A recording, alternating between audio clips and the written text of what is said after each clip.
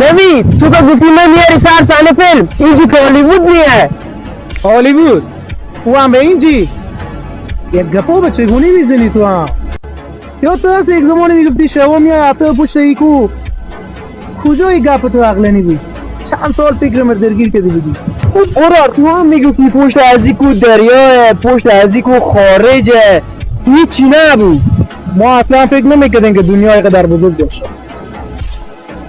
ببین که زمان همه چیز تغییر میده، به خصوص ما انسان ها.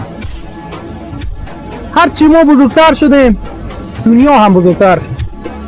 زندگی همون صحنه فیلمه شده و تمام لحظات و خاطرات ما برای همیشه در کائنات زنده و ثبت شده. از تا نقش ما روی زمین تموم نشده. کوشش کنیم که بهترین نسخه باشه.